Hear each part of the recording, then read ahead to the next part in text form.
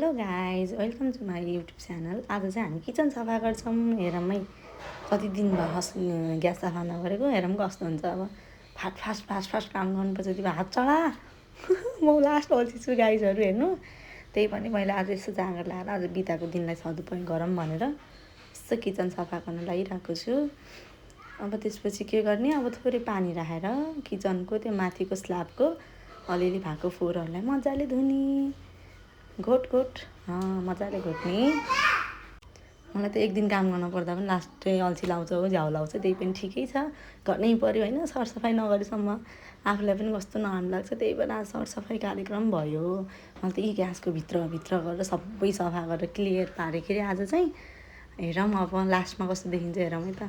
अब यो ग्यासको भाँडा पनि फोहोर भएको रहेछ। ग्यासको भाँडा पनि सफा गर्नु पऱ्यो। ल मजाले कति टाइम लाग्छ होइन। म लास्टै अल्छी गरेर ल ग्यासको भाँडा सफा गर्न जाऊँ। ल हामी चाहिँ अब ग्यासको भाँडा मजाले छिटो धुन्छौँ, फास्ट धुन चाहिँ बिस्तारै धोएको, स्पिडमा राखेर फास्ट भएको है। साथीहरू फेरि छिटो धोएर फोहोरै राम्रोसँग नफाल्यो कि क्या भन्ने सोच्नु होला होइन है। एकदम राम्रोसँग चम्किने गरी सफा गरेको खासमा। तर चाहिँ अलिकति त्यस्तै बुझ्नु न, हजुरहरू त समझदार हुनुहुन्छ, बुझिहाल्नुहुन्छ होइन। अनि मजाले छिटो फास्ट गरेर ग्यासको भाँडा टिलिक्क पार्ने। अनि त्यसपछि छिटो पानीले बहाल्ने। पानी फेरि लास्टै सानो आउँछ क्या हाम्रो, त्यही भएर अलिक दुःख छ। के गर्नु, दुःख छ, गाह्रो। त्यसपछि चाहिँ अब यहाँ अलिकति यो मेरो ड्रेसिङ टेबल भन्ने कि के टेबल भन्ने कि सबै सामान यसमा हुन्छ। यो टेबलमा चाहिँ सबै सामान छताछिल्ल भएर राखेको हुन्छ कि जहिले। अनि यसो मिलाइहालौँ, सरसर्ती फास्ट मिलाइहालेपछि अब झाडु पोछाको पालो। ल झाडु लाऊँ है त।